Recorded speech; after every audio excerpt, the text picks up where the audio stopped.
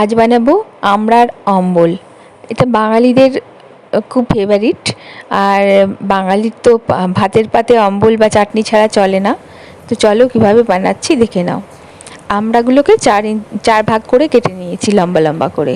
আর আমড়াগুলো যেহেতু ভীষণ টক থাকে, সেহেতু সেই টক ভাবটা কাটানোর জন্য আমি একটু ভালো করে ধুয়ে ওটাকে একটু ফুটিয়ে নেব।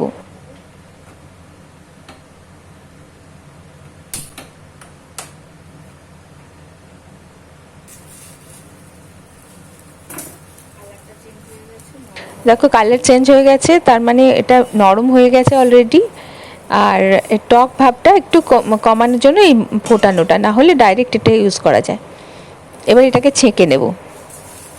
একটা পাত্রে সামান্য সর্ষের তেল দেবো। সর্ষের তেলটা খুব ভালো করে গরম করতে হবে, না হলে এটার গন্ধ এসে যাবে। তাতে একটা শুকনো লঙ্কা ফাটিয়ে দিলাম, সামান্য 5 ফোড়ন,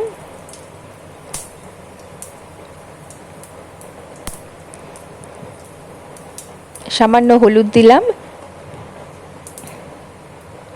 এবার আমড়াটা ছেড়ে দেব। জলটাকে ঝরিয়ে নিয়েছি, ছেঁকে নিয়েছি।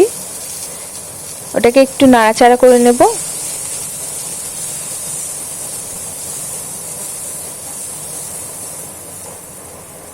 খুব সুন্দর খেতে লাগে ভাতের পাতে। এবার একটু নুন দিয়ে দেবো এতে।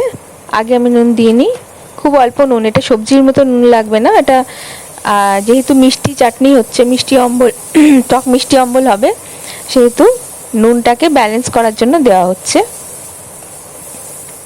নুনটা মানে স্বাদটাকে ব্যালেন্স করার জন্য নুনটা দেওয়া হচ্ছে। এতে এবার পরিমাণ মতো জল দিয়ে দিলাম, যতটুকুনি আমার ঝোল দরকার সেটুকুনি, তার থেকে একটু বেশি। কারণ আমড়াটা অলরেডি সেদ্ধ হয়ে আছে, ওটা সেদ্ধ করার দরকার নেই, একটু ফুটলেই হয়ে যাবে। এবার স্বাদ মতো চিনি দেবো, চিনি বা গুড় বা বাতাসা যে যেমন দিতে চাও। বেশ খানিকটা চিনি দিতে হবে, কারণ আমড়াগুলো খুব টক।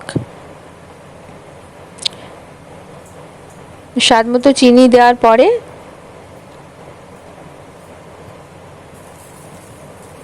এর মধ্যেই আমি দিয়ে দিলাম একটু ভাজা মশলার গুঁড়ো।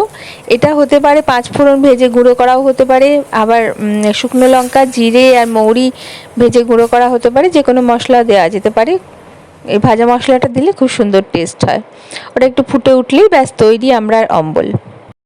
কেমন লাগলো অবশ্যই জানিও। সবাই সুস্থ থেকো, ভালো থেকো। নমস্কার।